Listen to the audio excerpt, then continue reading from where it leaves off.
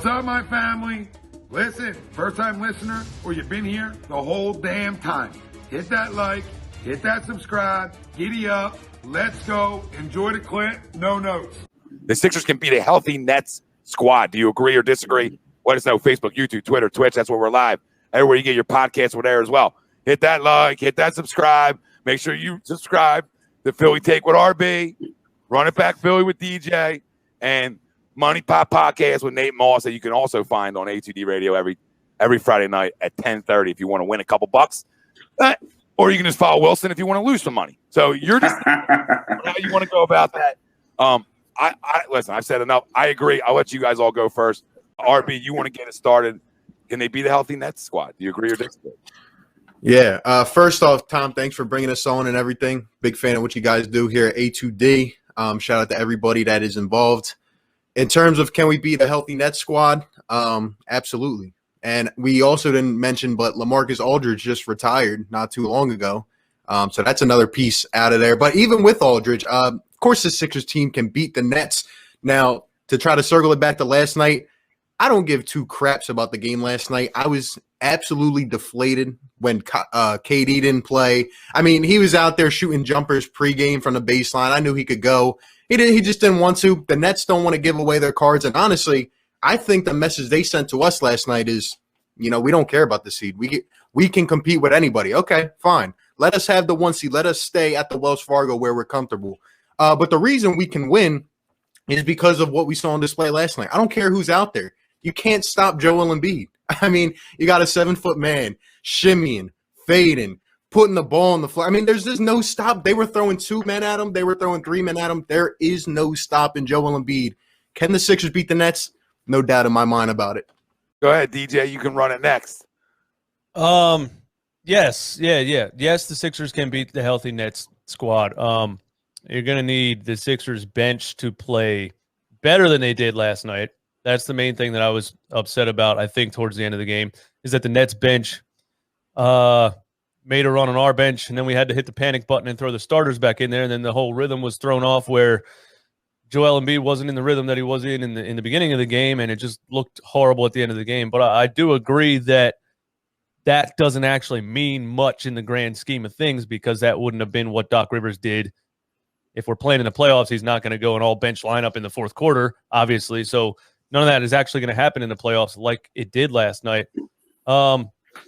Yeah, they can't stop Joel Embiid. They can't defend him. I thought LaMarcus Aldridge was the only guy that might be able to slow him down on that team a little bit. Now he's having health complications and retired, or announced his retirement. So, yeah, there's nobody on that team that can stop Embiid. They can't even stop Tobias Harris, honestly. Tobias Harris was in the lane, fadeaways, shimmies, just putting his shoulder into people, doing whatever he wanted in the lane. So 2 guys that they can't stop. And if you can get 15, 8, and 8 from Ben Simmons and good defense, then, yeah, I could see us beat the Nets. DJ just said it. RB's going to pretty much said it. And I know Nate's going to say, who's stopping that dude? Like, you have literally one ball to go around with a bunch of guards. That's great. That's great. And you guys are going to light lamps. Nobody's taking that away from the Nets. They're going to score. They're going to score. But what you can take away from last night's game is, hello, he dropped 37 at a bad game. I mean, he didn't have his best game.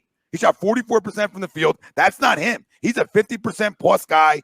All right. And the fact that they let them stay in it, but they went to the line 30 times at one point before they started fouling at the end of the game, where we sort of made it a little bit more even. They went to the line 30 times in somebody else's home building. So what's that tell you? ESPN wanted to try to keep that game semi-close, but they couldn't. What did I tell you boys before I came on here? I am the voice of reason. I said that, and I knew everybody was going to fall in line. Of course we can't beat a fucking healthy Nets squad. Are you serious? They got killed on the boards last night.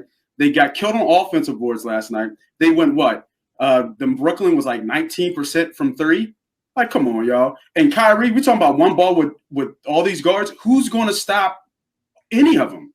And because Kyrie cooked all our best defenders that were on him. Now he cooks everybody anyway, but he cooked them. Now Thibault kind of stayed with him, but he's still, good defense, better offense. Same thing with KD. Same thing with Harden. So I don't think we'll get swept because we are dangerous at home. I think we have the best home record in the NBA, if I'm not mistaken, if not top two. But I said this weeks ago. I say it again, man. That's going to be a tough Brooklyn team to stop with all those 3 stars on the floor. And they were happy. Of course they were happy, right? It was a Kyrie-led team with nobody else back there, and they lost by 6 or 7. A lot of Sixers fans were like overreacting yesterday, saying, it's like, obviously I get the frustration. Like, we couldn't play the Nets healthy. We haven't seen a lot of healthy teams. At the same time, though, this also hurts the Nets. There's 7 guys together. I don't know what their record is, or there are 3 guys during the 7 games. But I don't think they've seen a lot of healthy squads. And my question, like, I always like to see how a team like bounces back from adversity. You know what I mean? What's going to happen in an adversity type of situation? I know the Sixers have seen a lot of them this year. I mean, even when Joel went out, we held our own on that road trip, right? On I think we went 5-2 or 4-3. So I mean, obviously, again, Simmons has to step up. Shooters have to hit shots. But, like, what if the Nets get into a predicament where they go down 2-1 in a series, or it's 1-1 or something like that? Like, who's going to be like? How are the rest of the guys in that locker room? Who are they going to look upon? And is his mental going to stay intact? Is KD? Because I saw Kyrie on the bench last night. KD wasn't even talking to him. Like, they were sitting behind each other. They weren't even having any communication. And when James Harden is there, can those 3 communicate? That's what I'm pretty much trying to say. I know the Sixers can do that. Every timeout, I see guys going up to each other, talking to each other during timeouts. I know Doc Rivers is a great coach like that. And another thing, Steve Nash is a rookie head coach. Obviously a legendary player, but still, when the problems arise, who are they going to look at in that locker room? I want to talk about the comeback last night, because part of that also was Mike Scott at center. You know what I mean? And we didn't have Dwight Howard. I know they didn't have Harden and Durant, but we're running Mike Scott at center, and they run all over us. And it's just something that I never want to see again, and I hope I don't see in the playoffs. I can't get over the Mike Scott thing. So that kind of cancels out that little fourth quarter comeback for me too, as far as the bench versus the bench, because good Lord, Mike Scott gives you nothing.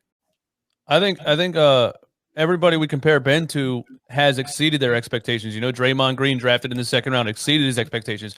Rondo exceeded his expectations. So Ben Simmons stepped down from his expectations to be these guys, and that's fine. Like, I don't get it. Don't make me spit my drink out right now, okay? Like, you know what I mean? Like, that's typical Philly, though. DJ is what it is. Markelle Fultz was dropping 35 a night in Washington. Nobody could guard him. I was like, who are we? I don't want Tatum. I was yelling, give me this guy. I watch him up and down the court. He can shoot. He can light you up. He comes here, and it's like, wait, what? You got some weird – what's in your arm?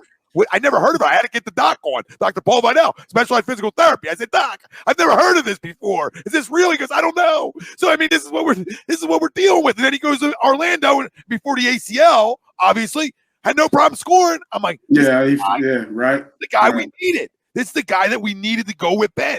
That was the other guard we needed that would have been perfect together, and we didn't get it. Listen, the ability's there. It's when does the switch turn on? I don't know if it ever will. But if it's going to turn on, it better turn on postseason basketball. Facts. Here. Doc Rivers is here. You can't have any more accountability in the house of guys. So it becomes on him, and that's what we've learned. You go check out the boys on all their channels as well, right? Money Pop Podcast, Nate Moss Money, every Friday nights, baby. Just got better, man. Make sure you go ahead and jump on A2D Radio as well. I always give out free picks on Friday. We'll go over the picks, man, and we'll make sure we get y'all betting right. Boys down there running back in RB, man. You guys check me out, man. I'll give you some free picks for sure. Definitely. Listen, you two guys, tell everybody where the hell they can find you. You don't get better plugs than me. Run it back Philly on YouTube.